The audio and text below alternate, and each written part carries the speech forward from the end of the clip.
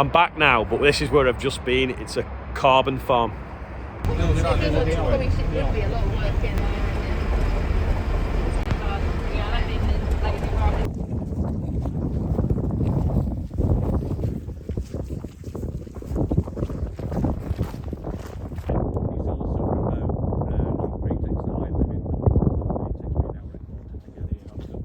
So we've had to do that, but I can also say I can control the bog from my home.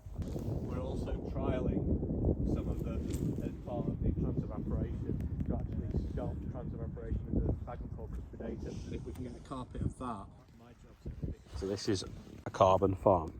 So they're growing sphagnum moss, which is that. Which basically captures carbon out of the atmosphere, turns into moss, and then it turns itself into peat. So they're flooding these areas, and it's at various different stages of growth. And they've planted all these little bits. So they were 50 pence pea sizes, and now they're getting bigger. Just having a look around now, see what they're doing. Store the carbon storage capacity of the peatlands, and we're working with Manchester Met University, who are knowledge partners. That might fit in with what else is going on in the landscape. So obviously you're on site, but just giving more. And I must say, you know, when they start removing the soil and start blocking the old drain, but it's not really a method that you don't think is feasible going forward now with sphagnum. Anticipating that being and the crop value, after 2 years we've got a crop value of £56,000 per hectare. Releasing CO2, the balance between that and what the plants are doing,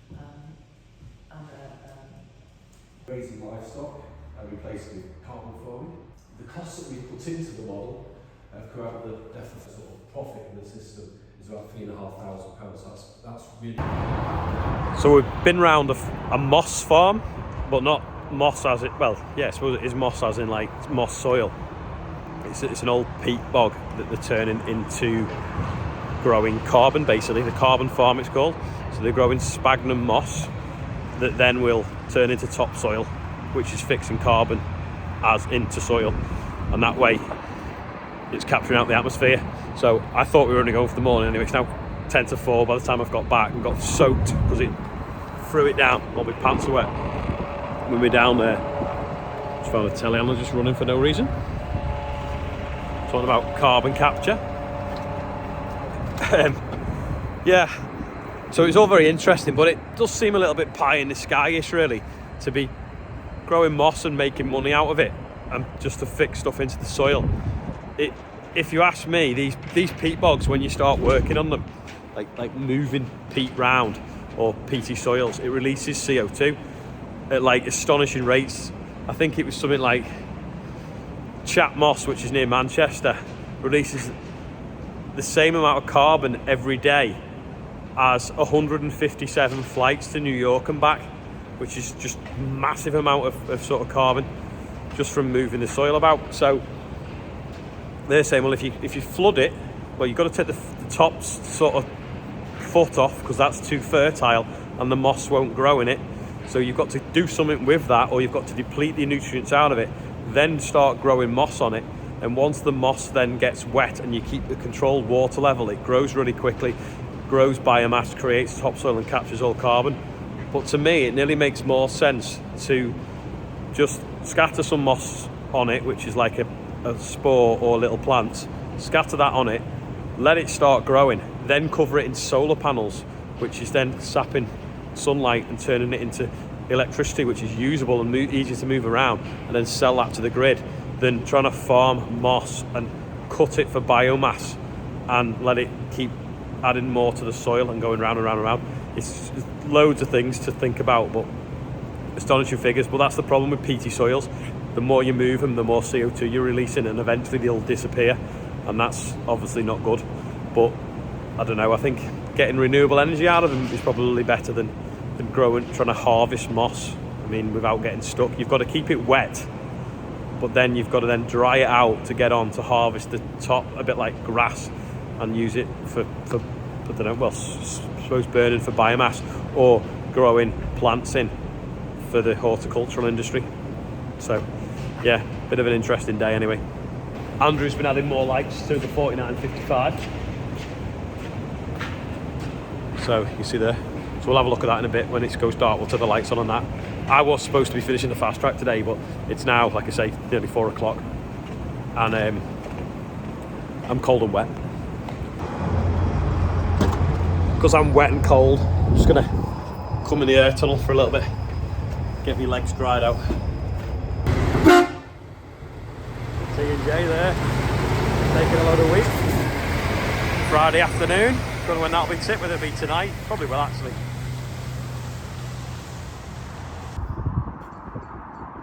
Still got a flood on the field.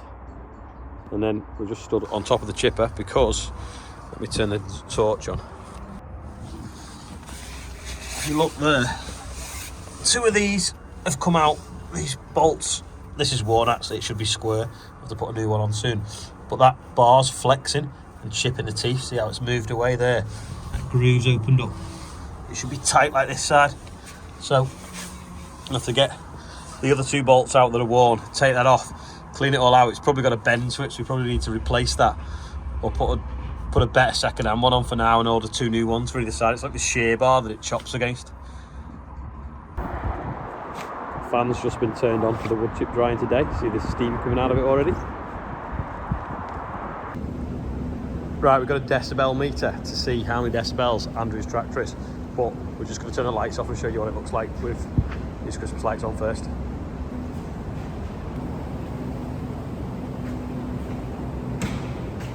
That's not them all, still more to come when he finds the switch.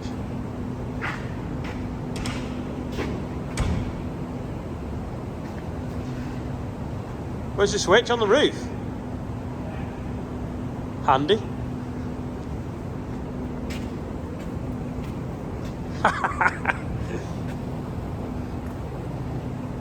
Could have got a match in.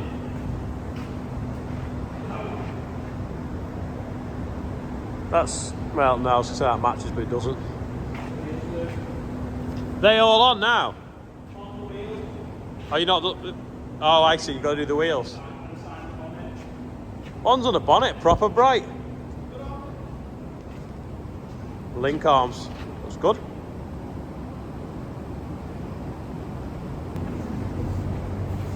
Right, so we've got the decibel meter, let's see if it starts. You see? Giving it heat because it's a John Deere.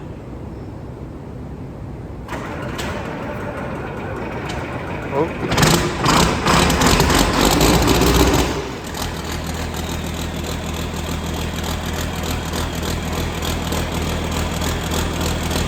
I don't know why it's flashing. 99 on idle.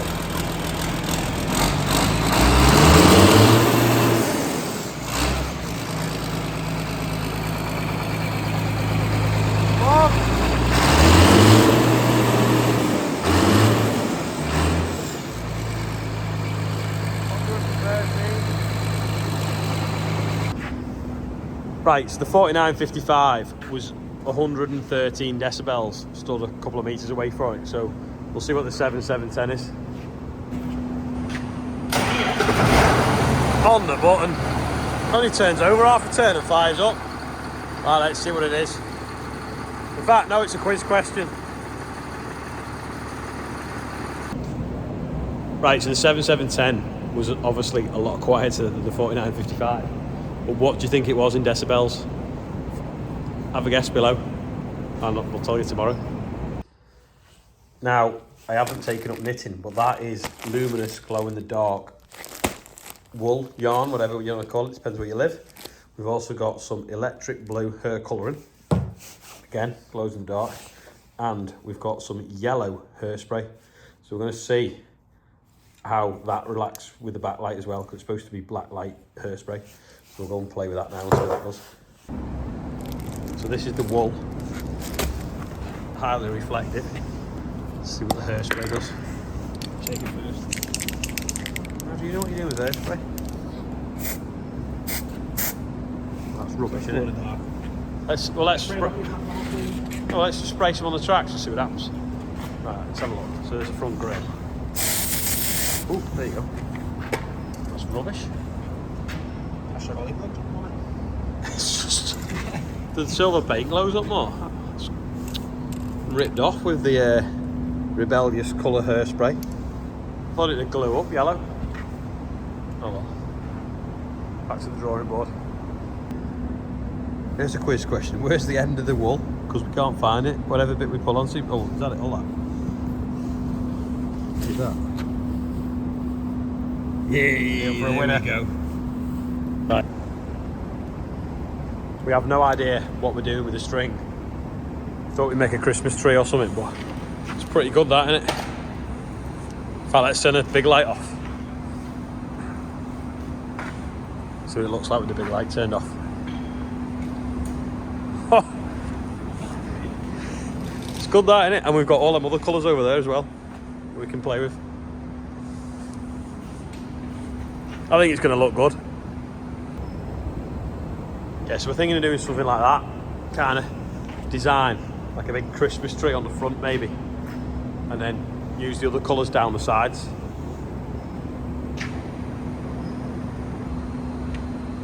Does it look like a Christmas tree? Proper reflective, that orange. Let's just bring this back a bit. There we go. Doesn't really show up on the phone, but that orange up there is glowing, proper orange.